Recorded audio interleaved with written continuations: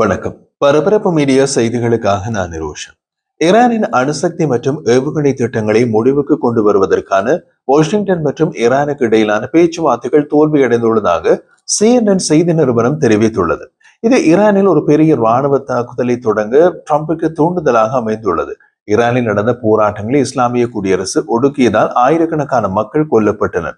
இதற்கு பொறுப்பான தளபதிகள் மற்றும் நிறுவனங்களை தாக்குவதன் மூலம் போராட்டக்காரர்களுக்கு அரசாங்கத்தை வீழ்த்த முடியும் என்ற நம்பிக்கை ஏற்படுத்த ட்ரம்ப் திட்டமிட்டுள்ளதாக அமெரிக்க அதிகாரிகள் கூறுகின்றனர். ட்ரம்பின் ஆலோசகர்கள் ஆலோசித்து வரும் திட்டங்களில் ஈரானின் அணுசக்தி அல்லது ஏவுகணை திட்டங்களுக்கு நீண்டகால பாதிப்பை ஏற்படுத்தும் வகையிலான மிகப்பெரிய தாக்குதலும் அடங்கும் என்று ஒரு அதிகாரி கூறினார். ஒருவேளை ஈரான் பேச்சுவார்த்தைக்கு வரவில்லை என்றால் கடந்த ஜூன் மாதம் இஸ்ரேல் ஈரான் போரை முடிவுக்கு கொண்டு வந்தது போன்று 3 அணுசக்தி நிலையங்கள் மீதான குண்டுவீச்சை விட இனிவரும் தாக்குதல்கள் மிக கடுமையாக இருக்கும் என்று ட்ரம்ப் புதன்கிழமை எச்சரித்தார். இப்போது பேச்சுவார்த்தை தோல்வியடைந்து விட்டது. ட்ரம்பிடம் உள்ள ஒரே ஒரு தீர்வு தாக்குதல் தான். அதை பற்றி தான் இந்த காணொளியில் பார்க்க போகிறோம்.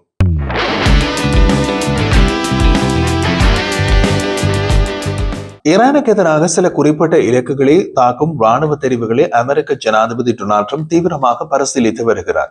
ஈரானிய பாதுகாப்பு படைகள் மற்றும் தலைவர்களை குறிவைத்து தாக்குவதன் மூலம் அங்குள்ள போராட்டக்காரர்களை தூண்ட முடியும் என்று அவர் கருதுவதாக பல வட்டாரங்கள் ராய்ட்டர்ஸ் செய்தி நிறுவனத்திடம் தெரிவித்துள்ளன. அதே சமயம் வான்வெளி தாக்குதல் மட்டுமே அந்த நாட்டின் மதகுரு ஆட்சியாளர்களை வீழ்த்த போதுமானதாக இருக்காது என்று இஸ்ரேலிய மற்றும் அரபு நாட்டு அதிகாரிகள் கூறியுள்ளனர். ஈரானுடன் ஒரு உடன்படிக்கை எட்டுவதற்காக ஒரு காலக்கெடுவை தான் நேரடியாக தெரிவித்து விட்டதாக ஜனாதிபதி டொனால்ட் ட்ரம்ப் நேற்று வெள்ளிக்கிழமை கூறினார். அவர் ஈரானில் யாருடன் பேசினார் என்ற தகவலையும் வெளியிடவில்லை. அந்த காலக்கெடு எப்போது என்பதையும் கூறவில்லை. அந்த காலக்கெடுவை பற்றி அவர்களுக்கு மட்டுமே உறுதியாக தெரியும் என்று அவர் செய்தியாளர்களிடம் தெரிவித்தார். கடந்த ஜூன் மாதம் ஈரான் மீது நடத்தப்பட்ட தாக்குதல்கள் ட்ரம்ப் விதித்த 60 நாள் காலக்கெடு முடிந்த உடனேயே அரங்கேற்றப்பட்டன. அதனால் இந்த காலக்கெடு முடியும் போது ஒரு அமெரிக்க தாக்குதலையும் எதிர்பார்க்கலாம். கமேனி பதுங்குகுழிக்குள் செல்வதையும் எதிர்பார்க்கலாம். ட்ரம்ப் இப்போது ஈரானை நோக்கி ஒரு மிகப்பெரிய கடற்படையை அனுப்பி வருகின்றார். நாங்கள் ஒரு உடன்படிக்கையை செய்து கொள்வோம் என்று நம்புகின்றோம். அது நடந்தால் நல்லது, இல்லை என்றால் என்ன நடக்கும் என்று பார்ப்போம். அது மிகவும் பரபரப்பானதாக இருக்க போகிறது என்று ட்ரம்ப் பாணியில் கூறியுள்ளார். அமெரிக்க போர்க்கப்பல்கள் ஈரானுக்கு அருகிலேயே மிதந்து கொண்டிருக்கின்றன. அங்குள்ள நிலைமை ஒரு வெடிகுண்டு போல உள்ளது. ஈரானின் தரப்பிலிருந்து பதில் வர தொடங்கி உள்ளது. ஈரானின் உயரிய தலைவரின் பிரதிநிதி அப்துல்லா ஹாஜி சாகேதி அமெரிக்காவை ஒரு கோழை என்று வர்ணித்துள்ளார். அமெரிக்கா வெறும் மிரட்டல் மட்டுமே விடுப்பதாகவும் தாக்குதல் நடத்தும் துணிச்சல் அதற்கு இல்லை என்றும் அவர் கூறியுள்ளார். பிராந்தியத்தில் அமெரிக்க ராணுவம் குவிக்கப்பட்டிருந்தாலும் அமெரிக்காவால் எதுவும் செய்ய முடியாது என்று அவர் சவால் விட்டுள்ளார். அமெரிக்காவின் எந்த ஒரு தவறான கடுக்கினும் அவர்களுக்கு பெரும் இழப்பையை தரும் என்பது அவர்களுக்கு தெரியும் என்றும் அவர் எச்சரித்துள்ளார்.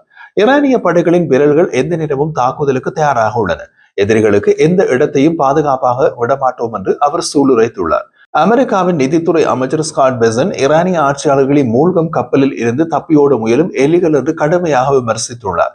ஈரானிய குடும்பங்களிடமிருந்து திருடப்பட்ட நிதியை அலி கமினியின் சகாக்கள் உலகம் முழுவதும் உள்ள வங்கிகளுக்கு அவசரமாக மின் பரிமாற்றம் செய்து வருவதாக அவர் குற்றம் சாட்டியுள்ளார். இதற்கு எதிராக அமெரிக்க நிதித்துறை கடுமையான நடவடிக்கைகள் எடுக்கும் என்று அவர் உறுதியளித்துள்ளார். ஜனாதிபதி ட்ரம்ப் ஈரானிய மக்கள் பக்கம் நிற்பதாகவும் அந்த நாட்டின் ஆட்சியாளர்கள் மீது தடைகளை விதிக்க உத்தரவிட்டுள்ளதாகவும் அவர் கூறினார். அவரது கூற்றின்படி ஈரானிய மக்களை ஏமாற்றி தங்களை வளப்படுத்திக் கொள்ளும் ஊழல்வாதிகள் மற்றும் அவர்களின் பலி அமைப்புகளை அமெரிக்கா தொடர்ந்தும் குறிவைக்கும். தடைகளிலிருந்து தப்பிக்கவும் இணைய குற்ற செயல்களுக்கு நிதி திரட்டவும் டிஜிட்டல் சொத்துக்களை ஈரான் பயன்படுத்துவதை தடுக்க அமெரிக்கா முயலும். ஈரானை ஒரு வளமான நாடாக மாற்றுவதற்கு பதிலாக நாட்டின் எண்ணெய் வருவாயை ஈரான் வீணடிப்பதாக பெசன் சாடினார். ஈரான் ராணுவ மோதலுக்கு தன்னை தயார்படுத்திக் கொள்வதாகவும் அதே நேரத்தில் தூதரக வழிகளையும் பயன்படுத்துவதாகவும் ஈரானிய உயர் அதிகாரி ஒருவர் தெரிவித்தார். ஆனால் வாஷிங்டன் தரப்பு தூதரக ரீதியான பேச்சுவார்த்தைக்கு தயாராக இல்லை என்று அவர் கூறினார். அமெரிக்காவின் நிபந்தனைகள் மிக கடுமையானவை. ஈரானின் யுரேனியம் செறிவூட்டல் திட்டத்தை நிரந்தரமாக நிறுத்த வேண்டும். ஏவுகணை திட்டத்திற்கு புதிய கட்டுப்பாடுகளை விதிக்க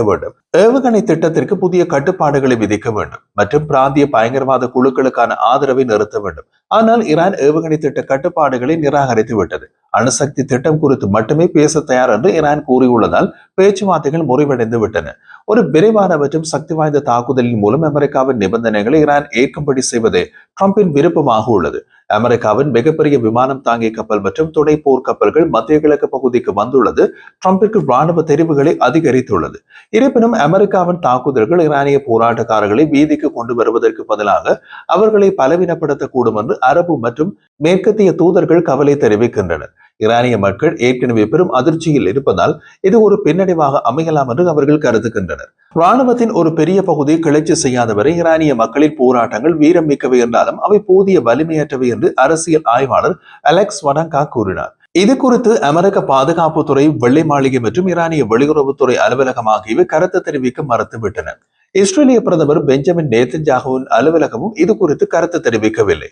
வான்வெளி தாக்குதல்கள் மட்டுமே ஈரானின் மதகுருமார் ஆட்சியை வீழ்த்தாது என்று இஸ்ரேல் கருதுகின்றது. ஆட்சி மாற்றத்தை ஏற்படுத்த வேண்டுமானால் தரைப்படை துருப்புகள் அந்த நாட்டுக்குள் நுழைய வேண்டும் என்று இஸ்ரேலிய அதிகாரி ஒருவர் தெரிவித்துள்ளார். ஈரானின் சுப்ரீம் தலைவர் அயத்துல்லா அலி கமேனி கொல்லப்பட்டாலும் அவருக்கு பதிலாக வேறொரு மதகுரு தலைவர் அந்த இடத்திற்கு வருவார் என்பதால் வெளிநாட்டு அழுத்தமும் உள்நாட்டு எதிர்ப்பும் ஒருங்கிணைந்தால் மட்டுமே மாற்றம் சாத்தியம் என்று அவர் கூறினார். ஈரானில் நிலவும் தற்போதைய சூழல் அரசாங்கத்தை பலவீனப்படுத்தினாலும் அது ஒரு பெரிய பிளவை ஏற்படுத்தவில்லை என்று அமெரிக்க உளவுத்துறை அறிக்கைகள் கூறுகின்றன. ஆட்சி மாற்றத்தை ஏற்படுத்துவதே ட்ரம்பின் இலக்காக தோன்றுகிறது என்று மேற்கத்திய வட்டாரங்கள் தெரிவிக்கின்றன. இது சமீபத்தில் வெனிசுவேலாவில் ஜனாதிபதியை கைது செய்த போதும் ஒட்டுமொத்த அரசாங்கத்தை மாற்றாத ஒரு அமெரிக்க நடவடிக்கை போன்றது என்று அவர்கள் குறிப்பிட்டனர். தற்போது 86 வயதாகும் ஈரானின் சுப்ரீம் தலைவர் அலி கமேனி இஸ்ரேலிய தாக்குதல்களுக்கு பயந்து பாதுகாப்பான இடங்களில் மறைந்து வாழ்வதாக தெரிகிறது. நாட்டின் அன்றாட நிர்வாகத்தை இப்போது இஸ்லாமிய புரட்சிகர பாதுகாப்பு படை IRGC தொடர்பான நபர்களை கவனித்து வருகின்றனர். இதில் மூத்த ஆலோசகர் அலி லரிஜானியும் அடங்குவார். கமேனிக்கு அடுத்தபடியாக ஒரு தெளிவான வாரிசு இல்லாததால் அந்த இடத்தில் ராணுவம் அதிகாரத்தை கைப்பற்றக்கூடும் என்று அண்டை நாடுகள் அஞ்சுகின்றன. வெளிநாட்டு ஆதரவால் உருவாகும் எந்த ஒரு தலைவரையும் ஈரானிய மக்கள் ஏற்க மாட்டார்கள் என்றும் இது ராணுவத்தை இன்னமும் பலப்படுத்தும் என்றும் கூறப்படுகிறது. ஈரானில் ஏற்படும் குழப்பங்கள் 90 மில்லியன் மக்கள் வாழும் அந்த நாட்டை உள்நாட்டு போருக்குள் தள்ளக்கூடும் என்று துருக்கி மற்றும் வளைகுடா நாடுகள் கவலைப்படுகின்றன. 2003ஆம் ஆண்டு அமெரிக்கா ஈராக் மீது நடத்திய தாக்குதலுக்கு பிறகு ஏற்பட்ட சீரழிவை போல ஈரானிலும் அகதிகள் நெருக்கடி மற்றும் பயங்கரவாதம் தலை தூக்கலாம் என்று எச்சரிக்கப்படுகிறது. இது உலகளாவிய எரிசக்தி பாதையான ஹார்மோஸ் நீர்ச்சந்தியிலும் எண்ணெய் விநியோகத்தை பாதிக்கும். ஈரான் சிதைந்து போனால் அது சிரியாவை போல பல குழுக்கள் சண்டையிடும் நாடாக மாறிவிடும் என்று ஆய்வாளர்கள் எச்சரிக்கின்றனர். சவுதி அரேபியா, கத்தார், ஓமான் மற்றும் எகிப்து ஆகிய நாடுகள் ஈரான் மீது தாக்குதல் நடத்த வேண்டாம் என்று அமெரிக்காவை வலியுறுத்தி வருகின்றனர். ஈரானின் பதிலடி தாக்குதலுக்கு தாங்களே முதல் இலக்காவோம் என்று அவர்கள் அஞ்சுகின்றனர். சவுதி அரேபியாவின் வான்வெளியை ஈரான் மீதான தாக்குதலுக்கு பயன்படுத்த அனுமதிக்க முடியாது என்று அந்த நாட்டு இளவரசன் முகமது பின் சல்மான் ஈரானிய ஜனாதிபதியிடம் தெளிவுபடுத்தியுள்ளார். அமெரிக்கா தாக்குதலை தொடங்கினாலும் அதன் விளைவுகள் தாங்கள் அனுபவிக்க வேண்டி இருக்கும் என்று அரபு நாடுகள் கருதுகின்றன. அமெரிக்க கப்பல்கள் குவிக்கப்படுவது வாஷிங்டனிலும் இஸ்ரேலிலும் ஈரானின் ஏவுகணை திறனை நீண்ட காலத்திற்கு முடக்க திட்டமிட்டுள்ளதை காட்டுகின்றது. ஈரானின் பொருளாதாரம் மற்றும் நிர்வாகம் படிப்படியாக சிதைந்து விழும் வரை அமெரிக்கா காத்திருக்கக்கூடும் என்று கருதப்படுகிறது.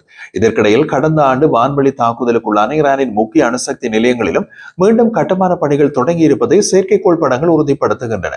நட்டான்ஸ் மற்றும் இஸ்பஹான் ஆகிய இடங்களில் உள்ள அணுசக்தி வளாகங்களில் புதிய கட்டுமானங்கள் நடப்பது பிளானட் லேப்ஸ் புகைப்படங்கள் மூலம் தெரிய வந்துள்ளது.